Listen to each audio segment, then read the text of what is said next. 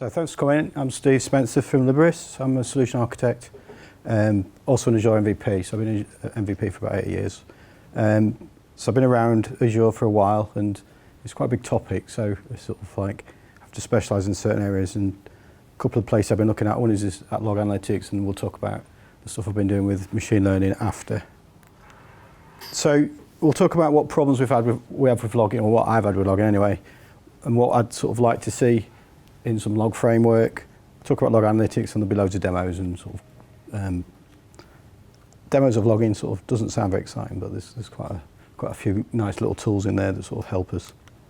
So I've done quite a lot of systems over the years that are distributed. So as going from sort of like multi-tier systems on-prem to stuff in the cloud, and they've got lots of things that go wrong, lots of moving parts, lots of different things, lots of different places. So quite often you've had to remote onto a box and look for a log file, and that might not be the right machine because that's your app server and it was on the website, and then you've got load balance websites, and you've got to try and find these log files all over the place. And what I've found is you get sort of switching between virtual machines or remote desktops and looking at different log files, you get lost and you can never find everything. So it tends to take a long time to work out what's going wrong, and when you work it out, you're sort of trying to find out where it actually went wrong and work out which part it is and which machine it was on.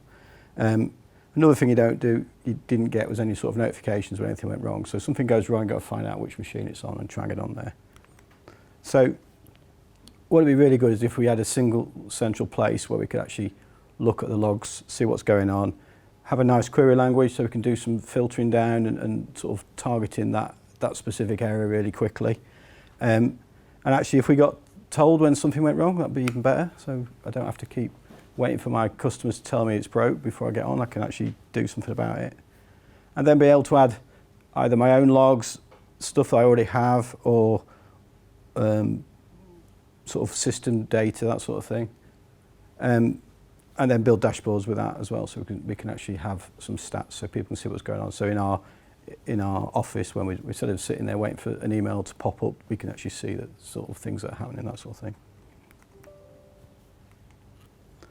So this is where log analytics comes in, I guess, no surprise really. So it does a number of things. The first one is it actually collects data, and it provides and telemetry from various sources. So depending on what systems you've got running, you can configure it up to pull sort of like health monitors from your virtual machines, the logs, you've got existing logs, or you can write custom logs and that sort of thing. And it also integrates with a nice query language, so you can go and look at your logs and do your searching and querying and whatever, but actually you can use the same queries put into alerting. So if you're looking for a specific thing to happen and you know that it shouldn't happen, so when specific exceptions thrown, for example, you can alert through email or SMS or whatever. So the data collection side is built into a lot of the Azure services. So if you're hosting things on Azure, there's a lot of telemetry already built in, and that works on Azure Monitor. So I'll come back to a lot of this. And you can configure it to use existing log files. So there's an agent you can install on your virtual machine. It will pull the log files through. Or you can write code. So you can use your own custom logs and put your own data in there. So it depends what you've got to what you can use. So it's actually quite a flexible system. So when you look at the query language, it's really, if you're familiar with the SQL type query language, it's that sort of thing. So you've got selects, and you can use that to aggregate data as well. You can use it for doing unions and joins.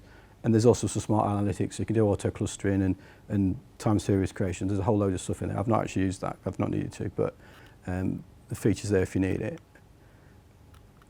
You can also write those queries to show the data in graphs. So I'll show as part of my demo. We can look at the exceptions I've got and see which ones are the ones that have caused me most of the problem. And you can actually graph that quite nicely and look at the visualizations of that. And you can use those graphs in a dashboard in your portal, so you can have those on a big screen in your office. You can see what's going on. You can also export it to Power BI. So there's quite a lot of telemetry, a lot of visualization you can do with these log analytics. The alerting side of it is query based. So you write your queries in log analytics, and you take those queries and put them into the alerting service in Azure. And you can have lots of different things to do with that. So when an alert goes off, you can send an SMS. You can do push notifications. emails. You can hook into webhooks, logic apps. So there's a lot of triggering you can do out of these things. You also have a condition. So when your query goes off, it may be, I want, if one of these, if your query says, show me when an exception goes off, then alert, you could have that. But you might say, well, actually, I don't want it to be 1 because it'll fire every time something happens. So I might want to say, can I average that over 5 minutes? I want 10 in 5 minute period. Then I'll send an alert, because if that happens, then something maybe has gone wrong. So it's quite flexible. You can get, I mean, the triggering's pretty good, so we'll get rid of that, it's not working. Yeah, so the whole triggering side is really useful. So I mean, I just generally set it to email me or SMS me, but you can set it up to wire a logic app up or a webhook, or integrate it to a service management tool if that's what you want. So I'd mentioned built-in logs. So this all runs on Azure monitors, and this is the core sort of monitoring framework in Azure. So all the services generally have some sort of interface. They all do it slightly different, and they generally have metrics in there, so performance type metrics. So you can see the state of each resource. There's activity logs, so like if you create something or delete something, you'll see that, and you'll get the user that deleted things or created things or changed some config. And actually the diagnostic logs are quite useful as well. So if we look at Key Vault, there's actually got a set of diagnostic logs which are auditing. So you can actually trace who's accessed your Key Vault, where the IP addresses come from, what keys they're going for, that sort of thing. And I've written a blog post about that, how you can set that up with alerting, so you can get alerted when somebody tries to access it from an unknown IP address, for example. You also get the service health, so you get notified when the service has gone up and down or there's been problems. So all these you can write queries for, and you can use them, and you can write alerts for, and put dashboards in, that sort of thing. So we'll look at some demos. So I've written a couple of blogs. One is setting up the Key Vault with audit login, and the other is the events. So one's setting it up, one's doing the alerting. So there's two blogs in there. So if I go into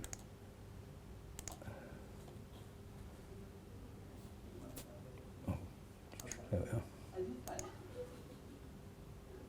So I'll do a new one. So the way that the query language works is you can either search for everything, so you can do a search star, and that will just query everything that you've got. But as you'll see in a minute, this will probably give you quite a lot of data back, and it's not very useful. You could search for specific data, so we could say exceptions, and this column here.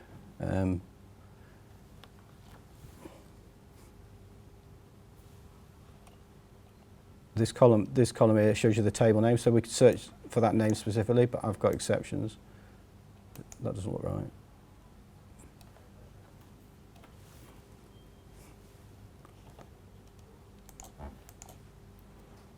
Oh, I spelled it wrong. Except maybe I haven't got any. So this is, I've got a number of different services running that do things. So this is showing you the Azure diagnostics table, and you can probably see somewhere this is an audit event. It's looking at shows you the Key Vault, and it's saying it's my vault, and a few other things. So I could actually do I want to include, where is it? Can't see it now. Audit event. So I want to actually include that in my query. So I'm looking for everything that's an audit event. So I can click on that plus on the log, and it will just filter everything down based upon. So each one of these queries has got some data in there. So I actually want to include. So I could put an IP address in there. So if I did, let's not. So I don't want it to be equal that one. Let's see if there's anything in there. So you see there's a few different accesses of the Key Vault from a different set of IP addresses. So we can filter down by basically clicking on any of these. We can also do what's called project. So I can pick the columns that I want to see. So let's say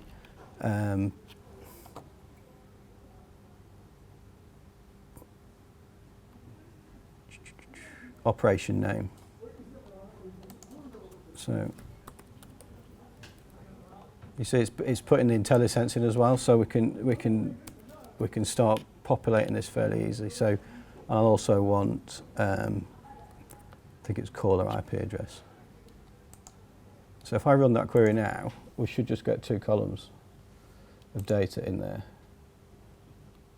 Oh, that's useful, don't get anything.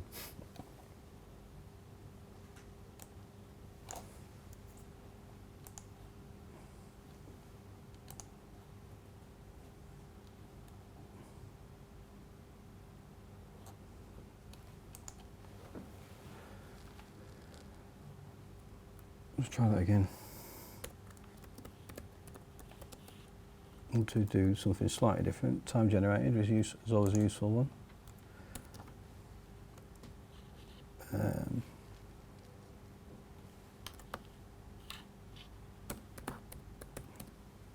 Category, let's just have a look, see why that isn't. Yeah, it's working that time, that's a bit weird.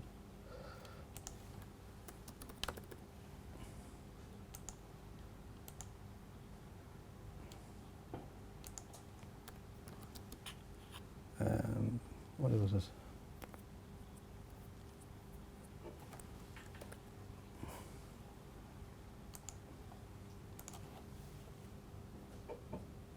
Yes, I don't know why that didn't work last time, but so I've filtered that down now based upon the properties I'm after. So you see, it's only showing you that set of information.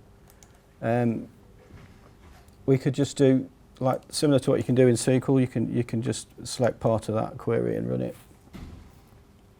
And you can see we've got a few things. There's some heartbeat. So I've got an agent running on one of my machines, which is telling me whether that machine's up. That's the one I've just been looking at. So actually, let's get rid of the. We're not bothered about the.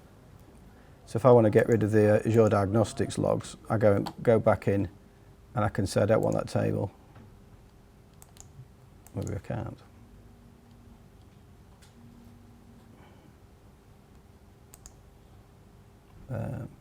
There we are. So I don't want. Why is this?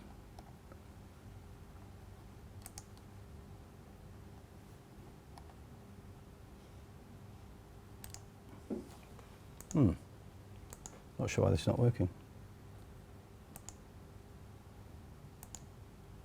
Yeah, so you can see if you hit the plus, you get one value in it. So it's quite a good way of building up the queries and filtering down to what you want. So the Azure diagnostic stuff, that's built in, that's part of the Key Vault stuff. And what I've created is the same way is we create a query there to tell me which IP addresses are accessing it. So we don't want anything from these. So every time we can add this into Azure Alerting and push that query in, and it will tell me every time somebody accesses it now. So I get an email on my phone. It was a bit annoying because I did a video of this and the blog post of this, and I suddenly started getting loads of hits on my Key Vault for some reason. So I keep getting I need to turn off the alerting because I keep getting alerted. So what we can also do is, let's run that back. Oh, I want to do the other one actually. I've got another Key Vault running in a different environment. So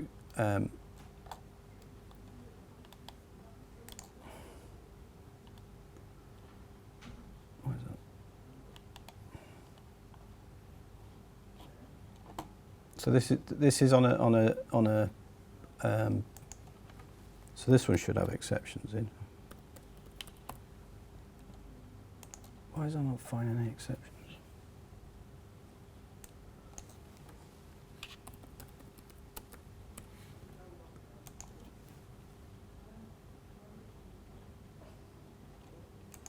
Yeah, that's maybe why. So there's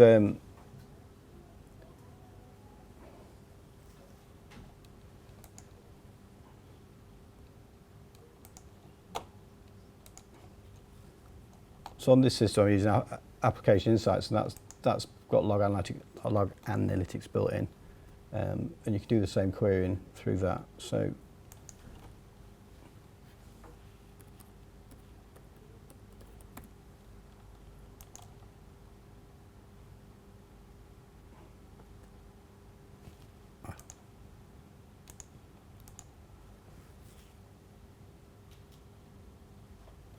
right, so we've got these are all the exceptions that have been thrown from our website over the last week, and what we can actually do is, you saw I set that time in there, but I could actually do aware.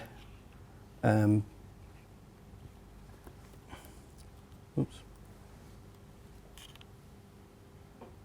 A timestamp. That's what.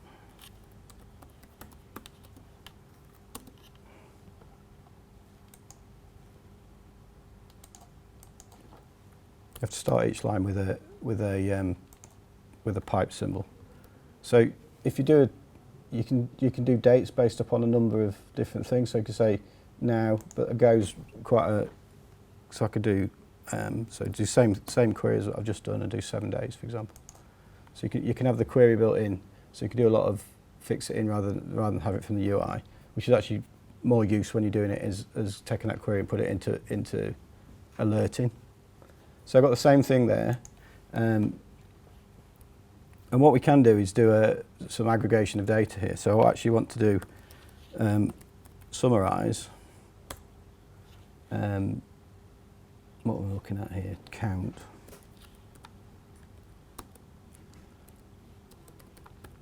So we can do it. What this is going to do is take this value here and summarize them and do some counting and should give me a table view of what each one of those is. And I can also, I mentioned that we could do this with a graph, so you can do render as a pie chart. So if we run that, you should get a nice little. So if I change that to say 50 days ago.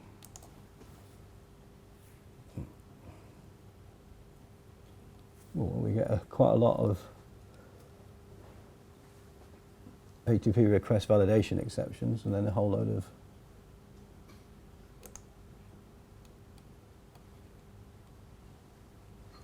so it's quite you can push this then into a dashboard and have that visible on a display if you wanted.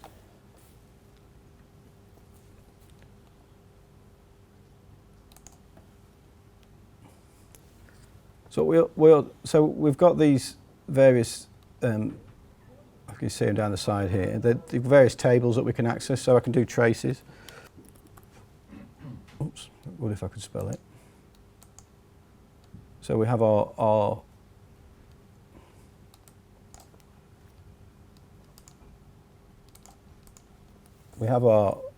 built-in logs. So these are things that I've either I've written or they're part of. So these are like the debug log type things. So they're either part of a system that so some of these are part of the built-in, and some of these are ones that I've created. You've also got the exceptions, which I've shown you. You've also got the traces of built-in logs from various services. They come through the Azure Monitor. So the ones that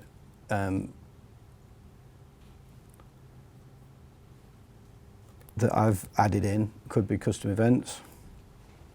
So you've got a whole set of different tables. So that, and each one of these you can.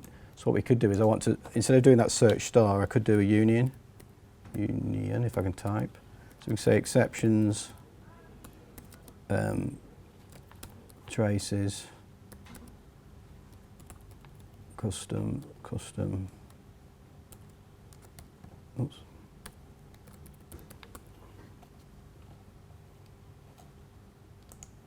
And this should give you then a list of everything in there. So you've got all those 3 different tables are being shown. So you've got a whole. And again, we can still do the same thing. So I want to get rid of these logs. So so that should get me. Oops, I've deleted everything that was useful.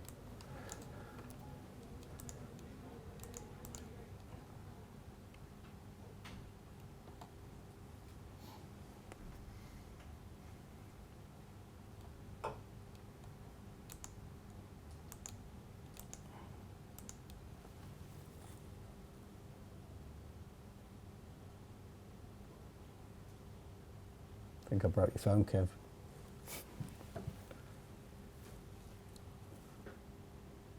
Oh, there we are.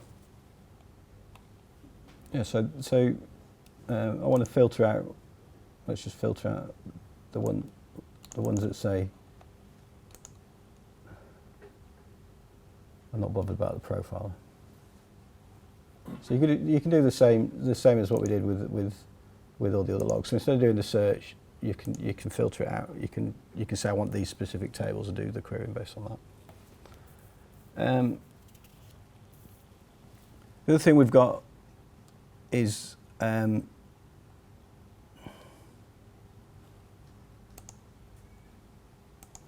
if we go to where I was before, the log analytics, we can actually configure up our own custom logs.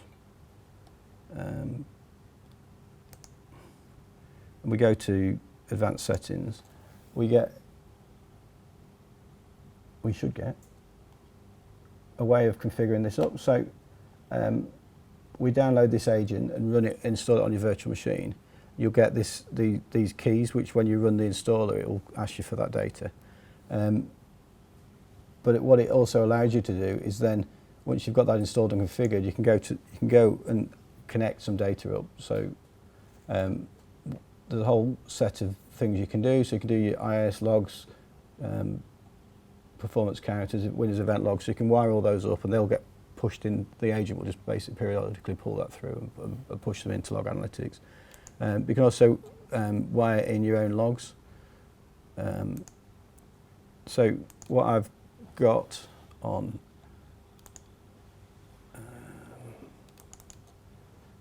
so we can pick a file which is an existing log file, and actually if we look at that file, it might be it's actually quite a complex thing which you. So we've basically got blocks of JSON with various different logs in, and these are generated. So this is showing me sort of my web requests and stuff. So that's on it. That's been generated automatically, dumped into a folder on my machine. I can then pick that file, and it will try and understand that record. So it's worked it out on it's using a new line as the record delimiter, which is fine. And then we can give it a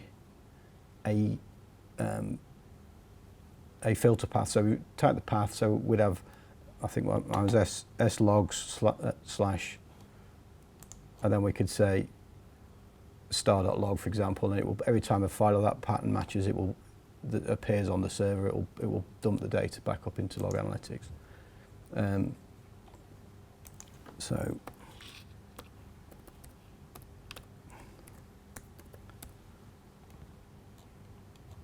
And you add that, and then whatever you put in here, so this is logs underscore CL, that is what appears as your table in log analytics, so you can do some querying on that.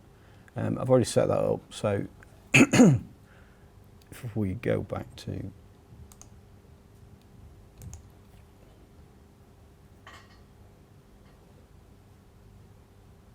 in here.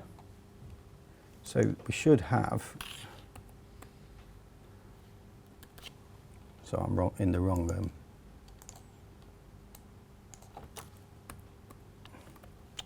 Can't type. You can see it's appeared in on the table here. So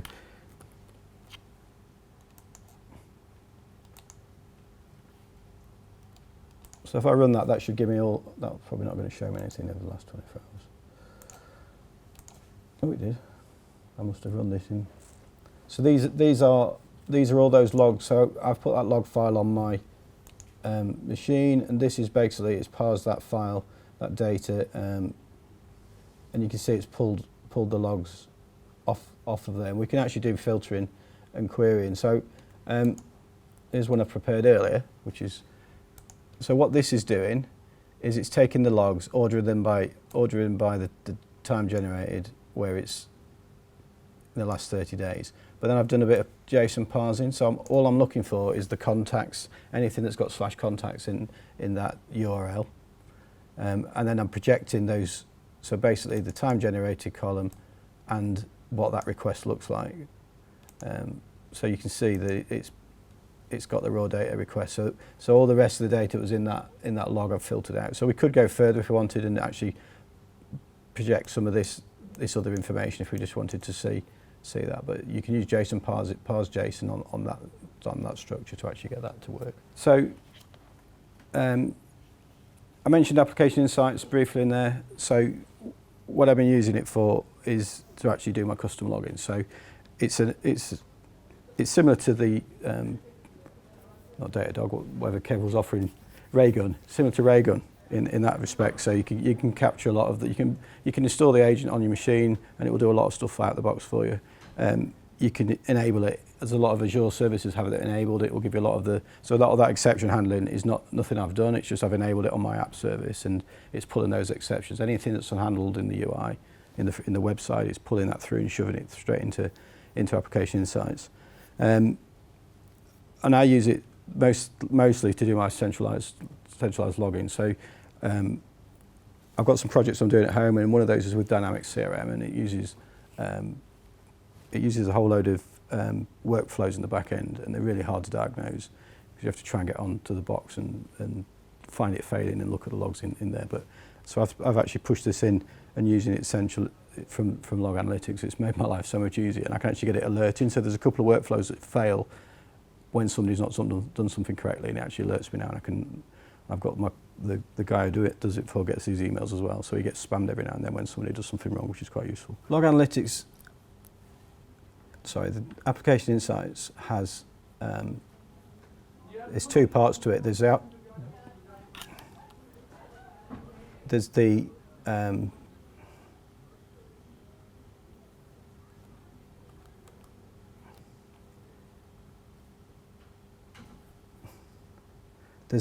log analytics part of it and the application insights. So they're tied together, but they're separate. So you use the where's my Visual Studio? Can you create one without the other? Yeah. So the stuff I did with Key Vault, I created log analytics on its own. So that was just doing, and you can use that for all the inbuilt login and all that sort of thing. But because I wanted to use the custom login, I've enabled application insights, but enabled it on my app service anyway. It gives me effectively free exception unhandled exception login anyway. So I enabled that just because I got loads of stuff without doing any work, which was quite nice. So that's effectively pushing the data in to the data store that Log Analytics uses. So you often find that you've got both running anyway. I might actually be wrong there. When I did the Key Vault stuff, it might have actually created a application insights. Can't remember. So what I've done with this is I've created an assembly that just wraps up, because I'm using this to do login in Dynamics CRM. I didn't want it to stop logging into the Dynamics CRM login engine, but I also wanted it to log analytics to application insights as well. So we have. Can you zoom in? Yeah,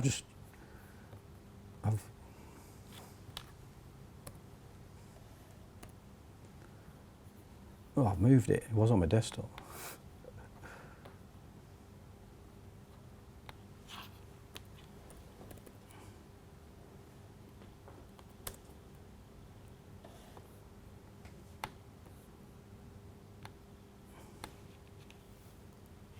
Really. So we have this. Not F. Bloody. We just whack the percentage to the bottom left. What that? Yeah.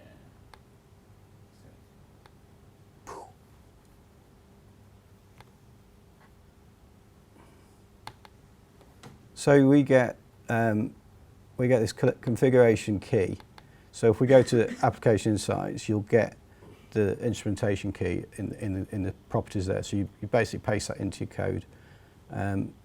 We get this properties on there, so it's like a dictionary. I've started putting a few extra bits in there just so that whenever you log, whatever you put in properties gets logged automatically. So it's quite nice to, I've been putting like class name in there, for example, so that it's always a property, and every log I have when I create an instance of this has that class name in. It makes it really easy for them filtering. And this is you just basically call the methods on there. So it passes in that dictionary all the time. So I create the dictionary. So if I've got, so you have a load of IDs, as things tend to be created, you can pass that ID as a property, and it's going to be the same all the way through that session, for example. Then you're going to keep that ID for every log you do. You don't have to keep logging it out every time. So it's quite nice to build up a set of properties. You do have to try and make sure that you manage it in a way that you don't end up putting the wrong property, and so it's propagated to every log, because it's a waste of time then. But it is quite a useful way of keeping track of what you're doing. So there's like track event, track exception, and track trace. So they all do different things in the log analytics. You can filter each one out. So like track event, I tend to have it at the start and end of my methods, and when sort of the exit points. Then you've got the exception. You get slightly different logs going through, depending on what you're trying to do. And then all I've done in, oops, didn't want that.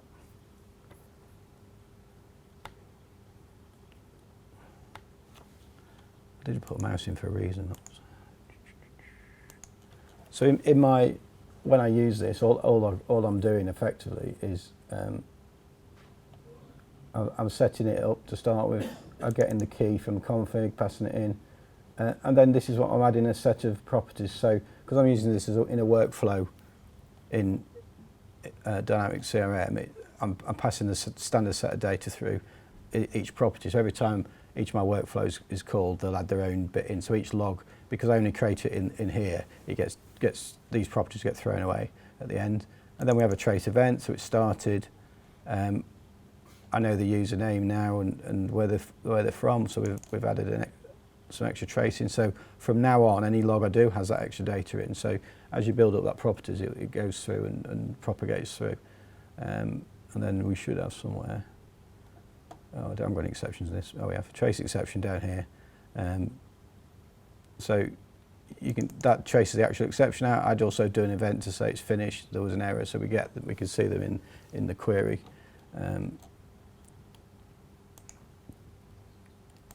So we should be able to see some.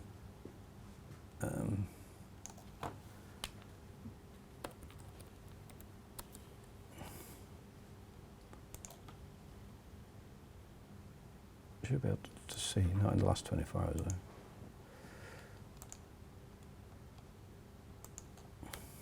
Let's do keep forgetting to do the pipe at the beginning, that makes it.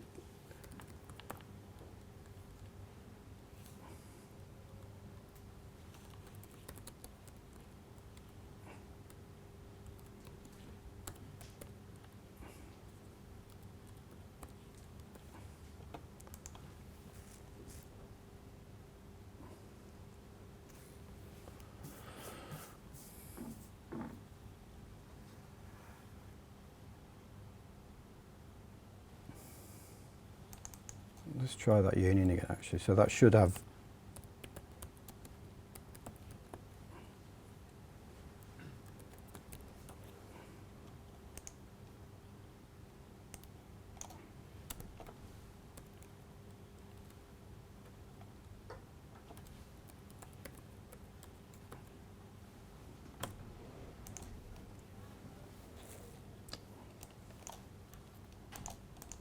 So when we eventually get the logs up, so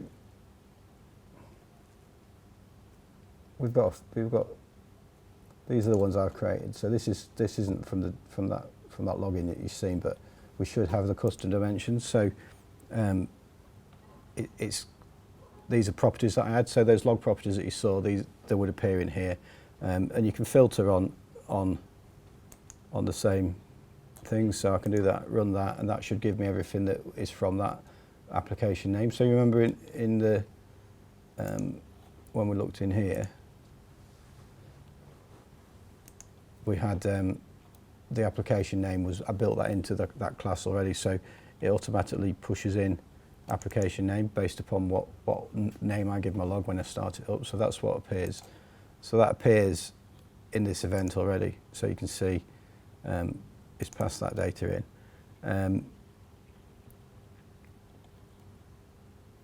Custom dimensions like a constant. So Yeah, so that's always called that. So anything you add to that properties will get put into that field. So this is what I'm saying. If you keep the instance of application insights running and not reset every time, then every time I add a property, it'll just get propagated through. So because I'm calling it, I'm effectively creating it in my log, in my workflow or in a web request or whatever. It's created. You do your login, and it's deleted. So it resets that thing. I made a mistake in one of them where I was iterating through a loop of things. I started adding the properties in of a name, and it just got massive. So you've got to be careful with it, otherwise you just end up it's a waste of time having it. I mean, the other thing I've found is you needed to try and keep these the names consistent. So if you've got different methods storing the same thing, so like your user ID, for example, you call it the same thing in every time you want to store user ID if you store it in different places, because otherwise you end up with multiple properties called different things. Then when you filter on them, it's not, you would get one and not the other, and it gets a bit complicated. So which is not so bad if everything's different, but for example in mine we use name identifier quite a lot, so having that as the consistent sort of name and so that we can make sure that whenever we set it up it's always the same in each one. So I could actually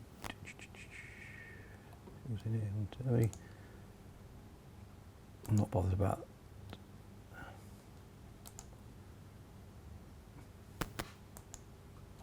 I don't know why it stopped doing that. That was annoying.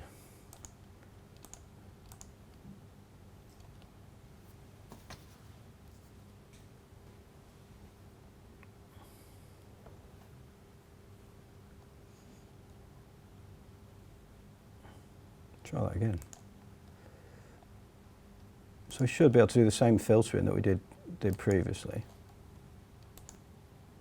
and be able to filter out some of the queries. So I'm not bothered about. So I'm just trying to find some of the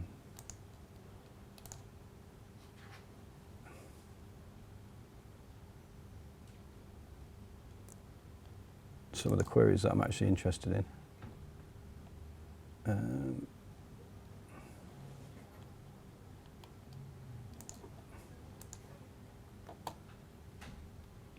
Actually, the other thing with the demo, you've got to have actually done something in the last 7 days that's got the login in that you want to show, hasn't it? So let me do the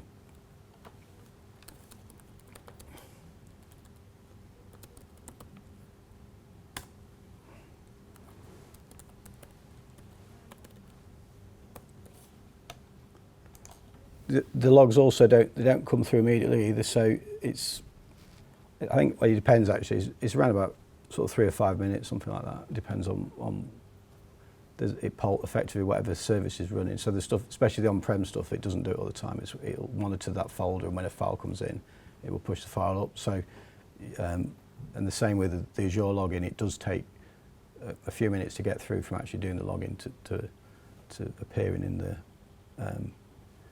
in log analytics. How long does it retain the logs? That's configurable, I think. I can't remember what it's set to for default.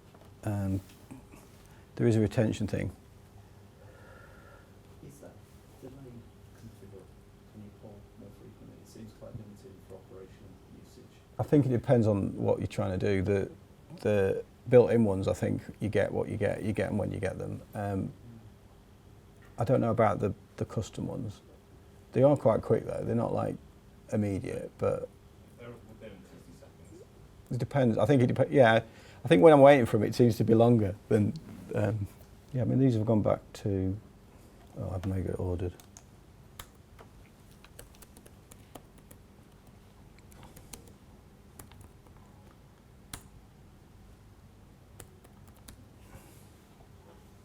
So, yeah, so you can do the ordering as well, which is, that's just may take a while because I've tried to do.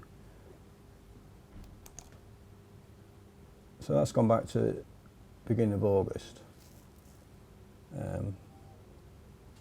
So I did 100 days. That's probably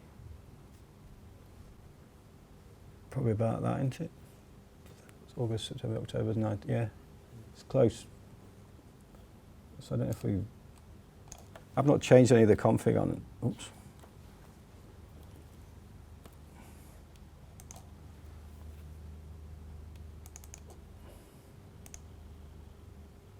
Same, so it's around about. So that's stored from August onwards, so it's 3 months, so it's pretty much 3 months.